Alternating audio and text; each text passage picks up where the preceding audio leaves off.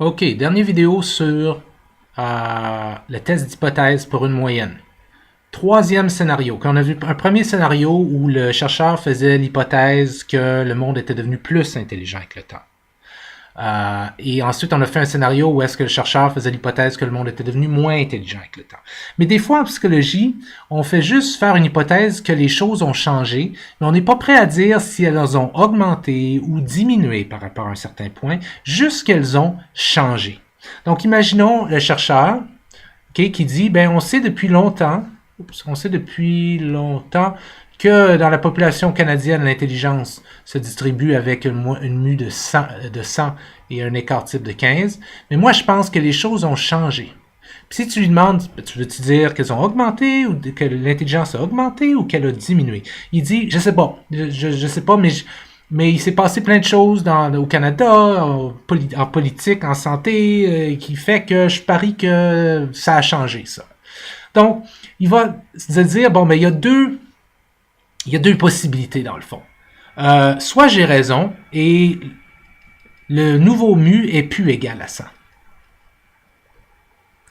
Hein? Et il va dire, ça c'est mon hypothèse alternative. Ou bien il va se dire, la réalité des choses pourrait être l'inverse. Je pourrais avoir tort et mu pourrait être encore égal à 100. Okay? Ça c'est mon hypothèse nulle. Ben, le chercheur, pour essayer de déterminer laquelle de ces hypothèses-là est la meilleure, il va prendre un échantillon. Imagine qu'il prend toujours un échantillon de 100 personnes. Parfait. Okay? Et il trouve un X-bar de 102. OK? Alors là, il se dit, ben 102, c'est pas égal à 100. Donc, ça a l'air que c'est mon hypothèse alternative qui est la bonne, sauf que, quelles sont les chances que si mu est égal à 100, je pige à partir d'une distribution dont mu est égal à 100, puis l'écart type est égal à 15, quelles sont les chances que je pige un échantillon de même? Et je vais me donner un alpha de 0.05, voulant dire que si les chances sont plus petites que 5%, que je pige une moyenne de 102 à partir d'une distribution dont mu est égal à 100 puis l'écart type est égal à 15, je vais présupposer que c'est trop peu rare et que l'hypothèse nulle est probablement fausse.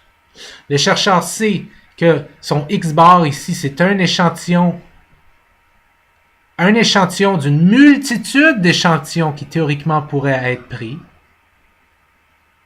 à partir d'une distribution d'échantillonnage dont la moyenne serait 100 et l'erreur type serait évidemment, encore une fois, de 15 divisé par 10, soit 1.5. Okay? En d'autres mots, l'écart type divisé par la racine carrée de 100. 1.5. Okay? Donc, il sait que ça se distribuerait, toutes les moyennes se distribueraient entre moins 3, ben, la vaste majorité des moyennes se distribueraient entre moins 3 erreurs type et plus 3 erreurs type à partir alentour de la moyenne des moyennes, qui serait de 100.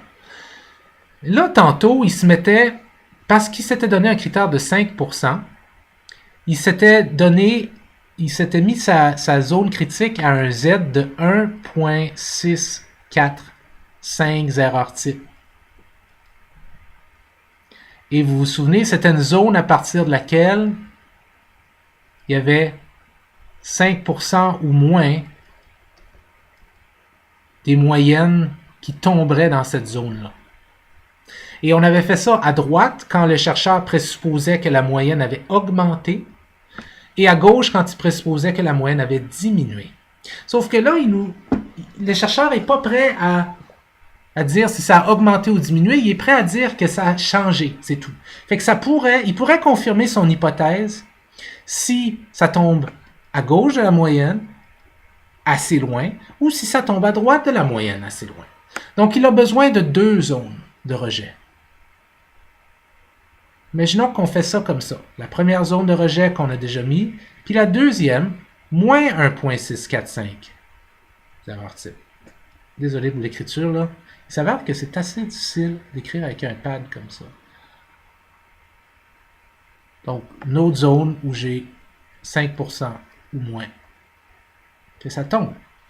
Sauf que là, le chercheur se dit, wow, attends une seconde, il y a un problème. J'ai 2 zones de 5% de chance. Ça me donne un total de 10%. Or, j'ai dit moi que j'étais confortable avec 5%, pas 10%.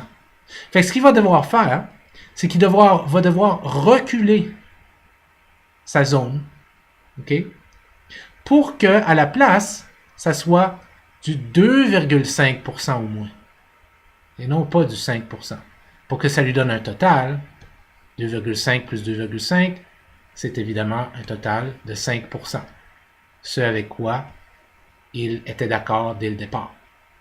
Ben, si vous regardez dans la table Z et vous cherchez à partir de quel point est-ce qu'il reste 2,5% des scores qui tombent plus loin que ce point-là, c'est plus 1,645, c'est un petit peu plus,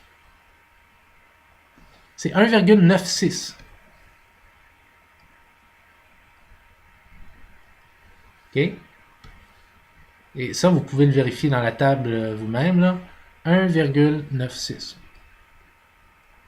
Et moins 1,96. Donc, pour les besoins de la cause, ça serait plutôt comme, disons, ici. T'sais. Donc, ça serait cette zone-là. Comme ça. Et puis ici, on le mettrait genre, je sais pas, ici à peu près. Donc, la vraie zone serait à partir de ici.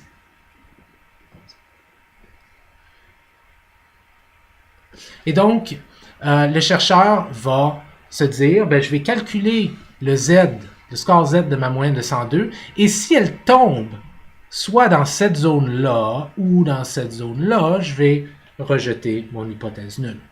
OK. Ben, on va essayer ça. Je vais diminuer ça un petit peu. On va mettre ça ici. Fait que le chercheur va calculer son score Z pour sa moyenne de 102. C'est comme un X accent aigu. Donc, il va faire ça en faisant sa moyenne moins la grande moyenne divisée par l'erreur type. Okay. Et donc, ça veut dire 102 moins 100 divisé par 1,5. Et ça donne 2 divisé par 1,5. Ce qui donne 1,33. Alors, il a trouvé un Z X bar de 1,33. Sa moyenne de 102 est à 1,33 erreurs type, plus haut que la moyenne de la distribution d'échantillonnage. 1,33 à peu près ici, disons. OK? Disons 1,33. Est-ce que ce score Z-là est dépassé le critère de 1,96? Non. Donc, il y a plus de 2,5% de chance. Et donc, il ne peut pas rejeter son hypothèse nulle. Il va dire, je ne peux pas rejeter l'hypothèse nulle est probablement la bonne. L'hypothèse alternative est la fausse. Donc, quand on fait, la seule différence avec les exemples de tantôt, c'était ce qu'on appelle des tests d'hypothèse unilatérales ou unidirectionnels, parce qu'on s'intéressait juste à un bar, puis on identifiait une région de 5% de rejet. Ici, c'est un test bilatéral, parce que le chercheur ne nous dit pas si ça a augmenté ou diminué, il dit qu'il y a une différence. Mais son critère est toujours de 5%. Fait qu'il faut diminuer le critère de 5% de 2 bars, avec 2,5% de chaque bar. Et ça veut dire que notre Z critique passe de 1,645 à 1,96, ou bien de moins 1,645 à moins 1,96. C'est notre Z critique. Et on calcule notre Z observé, celui-là, OBS, observé. Et ça ici, c'est notre Z critique, et crit. Et on se rend compte, ici, que le Z observé n'est pas plus grand que le Z critique. Et donc, il ne tombe pas dans la zone de rejet. Et donc, le chercheur ne peut pas rejeter son hypothèse nulle. Okay? Pour les besoins de la cause, imaginons qu'il aurait trouvé à la place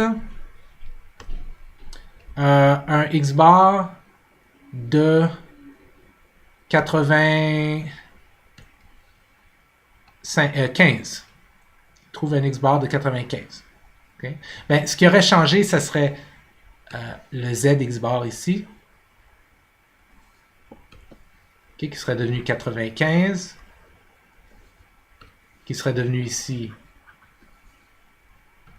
Donc, on sait que ça aurait été du côté négatif parce que c'est plus petit que ça. Donc, ça aurait été moins 5 divisé par 1.5.